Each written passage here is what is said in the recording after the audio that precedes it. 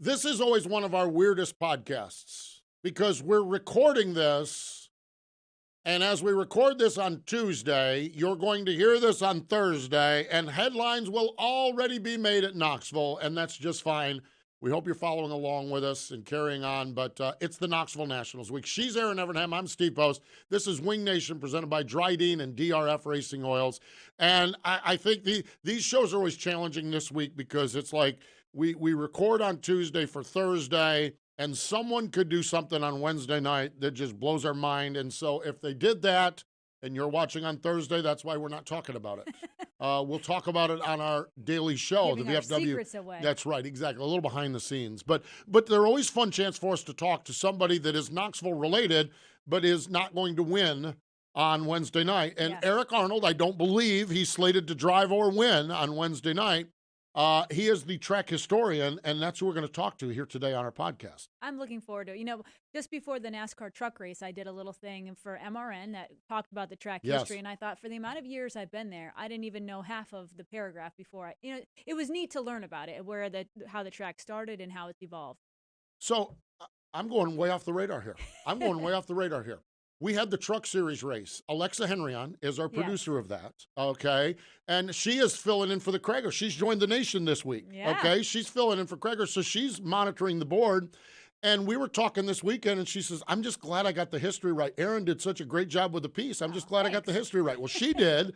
You did, and we had a great part of our Truck Series broadcast I out actually there. got a bunch of compliments on that. A few people Yeah, reached out absolutely. and heard it. Well, I just find it interesting. You're talking about the script, and Alexa was talking about the script. And she's like, I'm just glad I got the history right on it. Yeah. So neat stuff. It's just weird how people interact, and here we sit. Here we sit on the cusp of the Nationals talking about the history of that racetrack, and we're going to talk to Eric Arnold, who he could have written. He has written books on it. Yes. We didn't have time for books in between the heat races and the A main for the Truck Series back a few weeks ago. So neat stuff, that is for sure. So that's what we're going to do.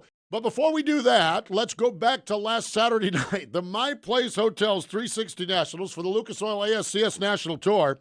Darren Pittman and Gio Scelzi. It was on Dirt Vision, our good friend Brian Hulbert with the call. And now for the DRYDENE DEF-DEFYING Move of the Week, where one driver simply amazes us with their on-track moves. And Scelzi bobbled that time on the cushion at turns 3 and 4. Darren Pittman's going to go back to the race lead. Pittman slides up across the racetrack. Scelzi trying to turn it down. Battle for the race lead. Here comes Gio to the top spot. Giovanni Scelzi back to the race lead. He'll try to use the lap car as a pick. Can it hold? They'll work through turns 3 and 4. $15,000 is going to Giovanni Scelzi in the 18. That DEF-defying move was brought to you by DRYDENE Diesel All DEF, the official DEF of the World of Outlaws and wheelmen everywhere. Visit DRYDENE.com for more information. For decades, DRYDENE Lubricants has been made in America and made to last, paving the way on our highways, in our fields, and on the production line. Today, DRYDENE offers a complete line of engine oils, greases, hydraulic and transmission fluids, and diesel exhaust fluid. If you want greater performance and protection for your critical engines and equipment, go to DRYDENE.com.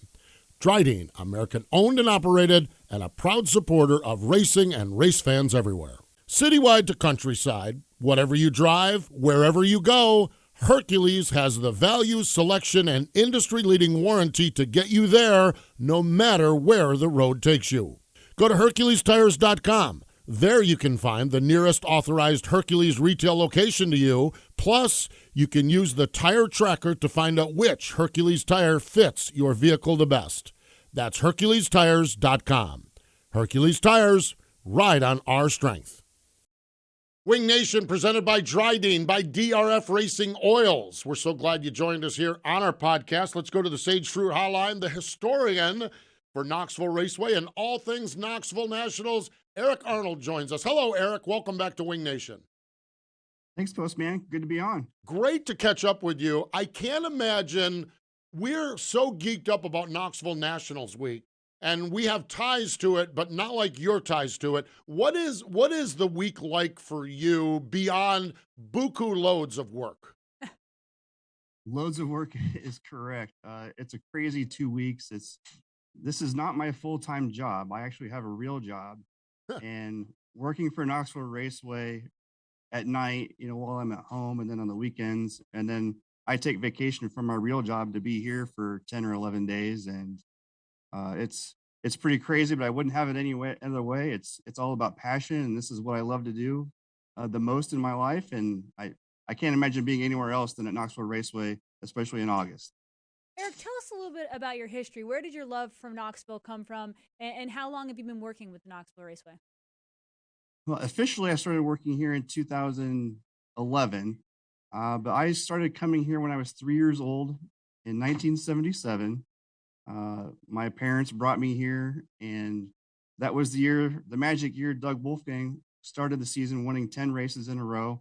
And the crowd would just boo and boo Doug Wolfgang because he was winning all of the time. And of course, he becomes my favorite driver, and I fall in love with sprint car racing. And you start collecting nationals programs, and I kind of become a nerd as far as keeping track of stats, writing down lineups and finishes every Saturday night, sitting in the stands as a kid. And that continued for most of my adult life. I went through the brief party phase in my 20s, but then I kind of circled back around once I got to my 30s and started getting involved with writing and media a little bit. And it's evolved into handling social media here and stats on the history side. And I'm super blessed to be able to work at Knoxville Raceway and get paid to watch the races and talk about it. And I love it. So you're the kid collecting the program, keeping the stats and everything like that, and then you go off and you party a little bit, and then you come back. When did you decide that I have enough here to write a book and to really focus in on kind of becoming the historian of the racetrack? What was there a light bulb that went off and said, hey, I've got a little bit more here than maybe just sitting in the stands keeping score? It really kind of, you're in the right place at the right time, like most things. Yeah. And I grew up in Newton, Iowa, which is where Iowa Speedway is. And some friends of mine worked for the local newspaper in Newton. And when Iowa Speedway opened, they were looking for someone to help out reporting about the races there because nobody on staff knew anything about racing. And I started writing about events for NASCAR or Hooters Pro Cup or IndyCar, whatever they would have at the time. And then I was like, hey, I really am more passionate about sprint car racing at Knoxville. Could I start writing about that? And that evolved into covering things here at Knoxville Raceway officially as a media member. And then I started writing for Flat Out magazine for Justin Zock. And then that turned into writing stuff for the Nationals program. And then when social media comes around, I just brought it up to Brian Stickle, who was the marketing director at the time. I talked to him about, you guys have a Twitter account, but you're not really utilizing it. And he goes, well, do you know anything about Twitter? And I was like, it's new, but yes, I think I know what I'm doing. And I strictly volunteered as a media member in 2011 to start running the Knoxville Raceway Twitter account. And I was off to the races after that point. And that's how I first became involved with Knoxville Raceway. And then a couple years later, the track historian, our senior track historian still, is Bob Wilson. And he had this vision of writing a book for a very long time, and I didn't know about it. And he got to the point where he wanted to have it done after the 50th Nationals. And he invited me to join him in that venture to help write half of it. So he wrote the first 25 years and I wrote the second 25 years. And that was a huge learning process. It elevated my writing style for sure. I learned a lot, and we're hoping to write more books in the future. Right now, Bob has another book out about the history just of Knoxville Raceway and the Marion County Fairgrounds. You can, shameless plug, you can find those online or through the National Sprint Car Hall of Fame at the gift shop if you're in town this week. So again, I'm just incredibly blessed to do everything that I get to do here. Well, it's really impressive resume, and it's really neat to hear your passion for the sport. We talk about that a lot on all of our shows, whether it's drivers, crew chiefs, whoever we talk to, but it's also neat to talk to media who shares the same passion. When you look back at the history of Knoxville, you've been going for whatever you said, maybe over 40 years. How neat is it to see what the Nationals has become? I feel like people have started to get in on our little secret of this wonderful event, and now it's exploded. We've had sellout crowds and so many events, and Spire and Kendra have done a great job. How neat has that for you to witness it? You've witnessed it year by year. It is really neat. It's pretty crazy. My first experiences coming to the Nationals is camping. And there was a group of friends that we camped in. There was 5 boys that we camped in a 2-man tent and just had a blast. And you start becoming more involved that way. And back then you could actually camp like right next to the ticket office. That used to be grass, but that's all now a gravel lot where all the t-shirt trailers are. And you see it grow from a grandstand that would hold, I think, 8 or 10,000 people at the time, to now we have enough capacity of like 22,000 plus the suites and everybody in the infield. You get close to 25,000 people here nowadays. And the format of the event has changed.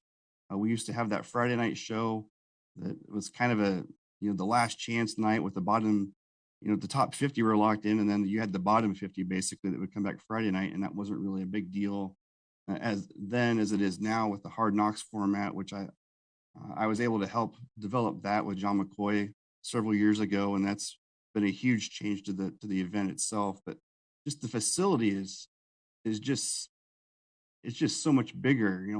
Once we got the National Sprint Car Hall of Fame in the early 90s, that really put us on a map, like with Diamond P Sports covering the Nationals in the mid 80s, and then we get the Hall of Fame. It became a destination for people to come to from both coasts at that point. And it had been for drivers coming from each end, but now it was fans coming. Instead of having 10 or 12,000 people, now you've got 25,000 people in a town that it only has 8,000 people living in it. So it's just amazing how the town embraces everything, and it all works every year. And it truly takes a village of employees and just the community to make it all happen. And we're all just so proud that it's here in Knoxville, Iowa. This is the 60th running of the race. I will fumble multiple times between now and Saturday night and call it the 60th annual race. We all understand that we lost a year last year. Eric, losing a year and now on the cusp of the big weekend after a 2-year hiatus, it's almost like it's sad that we lost the annual title of it, but the anticipation to me seems like it's double high because we've had to wait 2 years for this race to finally happen. Totally agree. Last year was just, it sucked. I mean, it really did for everybody. I mean, Yeah. that's really the right word. It sucked for everybody, for the teams, for the fans, the town. And now that we've had all this anticipation, we're on a record pace for ticket sales. Saturday is going to sell out at some point within the next few days. We know that. We're under 1,000 tickets to go right now as of today. And it's, maybe we start selling out Friday as well at this point. I don't know, but the anticipation level, just on what I see and what I track on social media, managing that, and just the people around us all year long, everybody's just, they're so geeked for this 1 week. It's a religious experience for these people, and to take it away for a whole year, it was painful. And to be able to come back this year and whoop it up and party and see some great racing, we know what's going to happen. And it's the anticipation level is super high, which I think adds a little bit more stress for all of us. On the promotion side with Kendra and me and on down, it's we just want to make sure everybody has a good time. Kendra's the party planner, and we just got to make sure that everybody has a good time. And we know the race is going to be great. We just want to make sure the fan experience is as great as possible. And as geeked up as everybody is, I don't see how we can't mess that up, Yeah, I'm just going to say, I don't think that I think the anticipation, the excitement, you get a home run right ahead of you. When you look at the next few days, where do you do your social media from? Where do you watch from? Are you all over the place? How do you keep up? Like, I always wonder that with social media accounts. It's not an easy job to pay attention to everything that's going on, stay involved, but remember to tweet and to keep up everything as it goes. Thankfully, there's this program called TweetDeck, and I am able to schedule a lot of posts. I can pre-plan a lot of things, which works great until there's a weather delay or something in the schedule changes. And then it's a mad rush to jumble everything back together and make sure something doesn't go out that's not supposed to go out. So there's a lot of pre-planning. I work a ton of hours the last couple of weeks to make sure all that happens. I create a lot of the graphics as well. So like the dirt emails that Kendra sends out, a lot of those graphics is stuff that she's having me make. And then those get added into social media as well. So, but I try to get all of that done first. That way once we get to Wednesday, Thursday, Friday, Saturday, we're able to connect with people and try to interact as much as we can and keep track of notifications and stuff. Now, it's impossible to keep track of all of it and answer everybody's questions. The amount of questions we get just through the Facebook page alone can drown you some days. And at some point, you're just like, screw it, I got to watch the races, So Yeah. You're right about that. Yeah. You're right about that. Final question for you, Eric, as we look to write the history, or as you look to write the history of the 60th running of the Knoxville Nationals. Erin and I, one of our themes over the last 2 weeks is this may be the widest open field that we've seen. We went through the anybody but Steve era, then we went Steve or Doug, and then we went Doug and Danny and Danny and Donnie and everything. It just seems to me like you're not going to be able to have any head starts on who's going to win this one as far as writing the history of it. This field is going to be wide open, it looks like to me. I was thinking that until Oskaloosa last night, and I saw Kyle Larson be so dominant. And I'm like, oh, Yeah. somehow, I don't know why you forget about him, but I did for a moment there. And I was Yeah. like, oh, we have Kyle Larson here. But I really think Gravel, Schatz, Brad Sweet, Logan Schuchart has been really strong here the last couple of nationals. Yeah. Those guys are at the top. And then there's still a handful of other guys that have a shot. Carson Macedo is driving the 41, and we know what that car is capable of here. So you just never know. I mean, nobody saw Jason Johnson winning in 2016, and it happened. So you just never know. I definitely think Larson has to be the favorite going in, but you sure as heck cannot discount Gravel and Sweet and the rest of those guys for sure. Going to be fun. That's for sure, Eric. We're going to let you get back after it there. We appreciate you joining us. Thanks for your time, and can't wait to see you over the course of the next 4 days. We're gonna have a great time. That's for sure. Yes, the beer bus will be ready for you guys. We'll be seeing you here. Oh, the magic words. We have a Hey, reputation. And he didn't want to get the cheap plug in, although he did a nice job getting the cheap plug in. Go to the Hall of Fame and buy Eric's book. There, a little bit more direct approach. Eric, thanks for the time. We appreciate it. All right, thanks, guys. See you this week. There we go. Eric Arnold joining us here on Wing Nation. For decades, DRYDENE Lubricants has been made in America and made to last, paving the way on our highways, in our fields, and on the production line. Today, DRYDENE offers a complete line of engine oils, greases, hydraulic and transmission fluids, and diesel exhaust fluid. If you want greater performance and protection for your critical engines and equipment, go to DRYDENE.com. DRYDENE, American owned and operated, and a proud supporter of racing and race fans everywhere. Sage Fruit has been a longtime supporter of sprint car racing, sprint car fans, and us here at Wing Nation. What they pride themselves on most is providing shoppers with the highest quality, best tasting apples, pears, and cherries available. Go to sagefruit.com and make sure you ask your local grocer for Sage Fruit. Flow Racing is the home of grassroots racing, with over 1,300 races streaming live in 2021. Watch the Lucas Oil Chili Bowl, World 100, Dirt Late Model Dreams, Sweet 16, and much, much more. Subscribe today by going to flowracing.com/MRN. From sprint cars on dirt to SK Modifieds on pavement, arena cross, drag racing, and everything in between, it's here live and on demand. Subscribe today by going to flowracing.com/MRN. That's FLOracing.com/MRN.